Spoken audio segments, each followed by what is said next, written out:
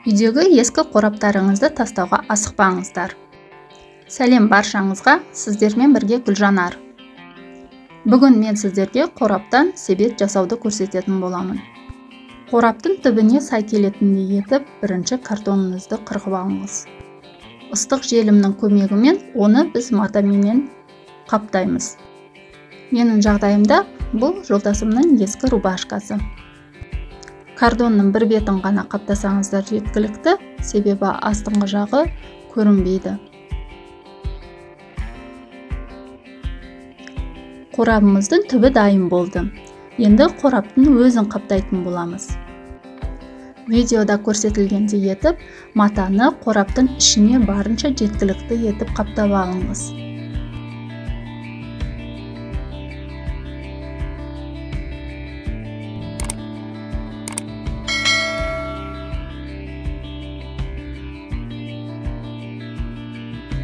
Бұл жерде де мен ыстық желімді пайдаландым.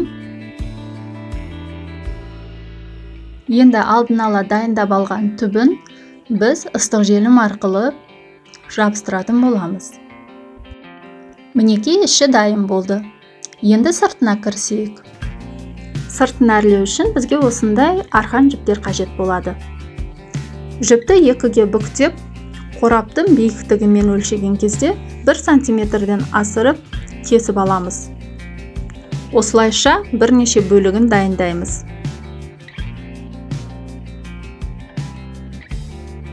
Енді ыстық желімнің көмегімен жіптерді екі бүктеу арқылы жабыстырамыз. Әр жабыстырған жіптің арасы жарты сантиметрдей болу керек.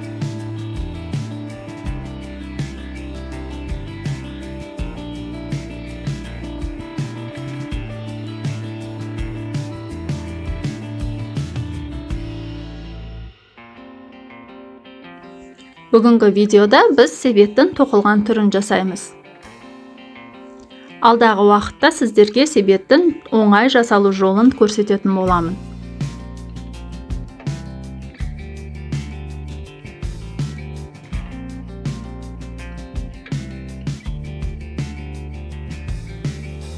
Осылайша айналдыра жіптердің барлығын жабыстырып аламыз.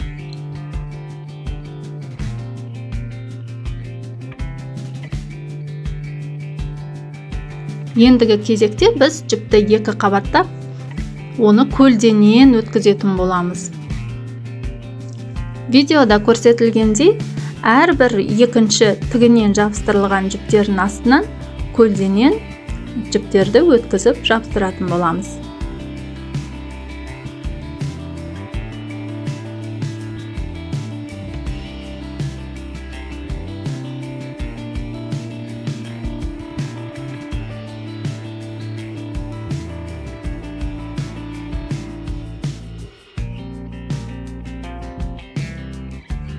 Енді келесі қатарларға өткен кезде, керісінше үстінде қалған жіпті астына жіберіп, астында қалған жіптерді үстіне жіберетін боламыз.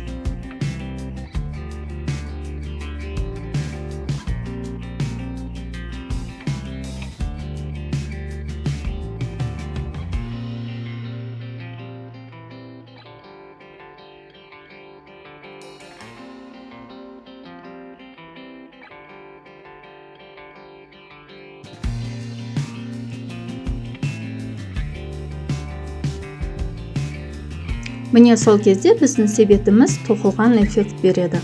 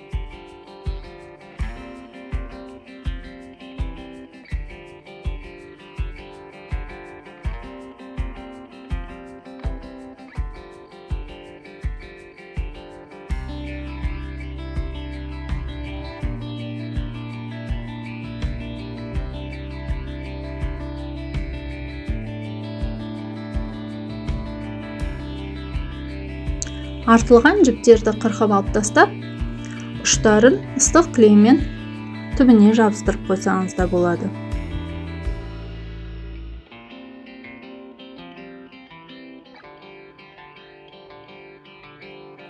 Енді жоғарғы бөлігіндегі жіптерді жасыру үшін мен осындай қоңыр жіпті қолдандым. Мендегі жіп жіңішке болғандықтан, маған оны бірнеше қабаттап орап алуға тура келді.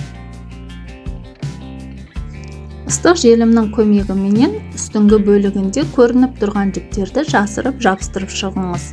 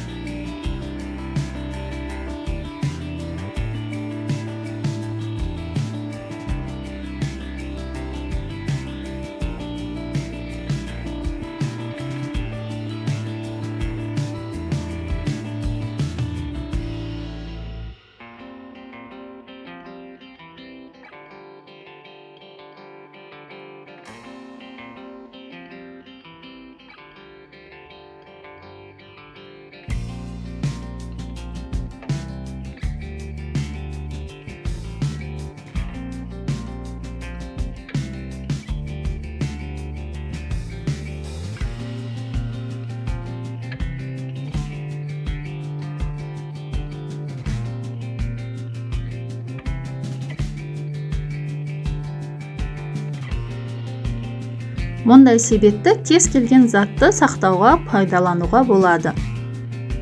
Мысалы, мен прихошкамның жоғарғы полкасына қою үшін жасап жатырмын.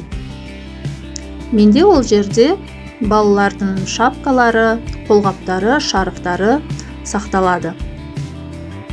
Әдетте біз полканың өзіне қоятынбыз, алайда ол жиі шашылып, үнемі бізге ыңғайсыздық туғызатын.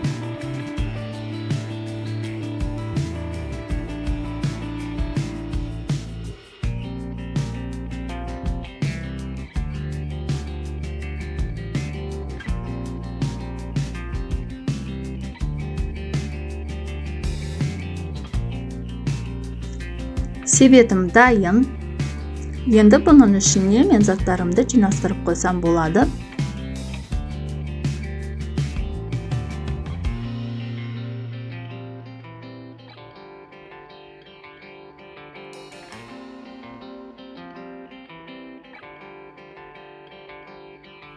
Нәтижесі осы. Енді қасына тағы біреу жасау ғана қалды.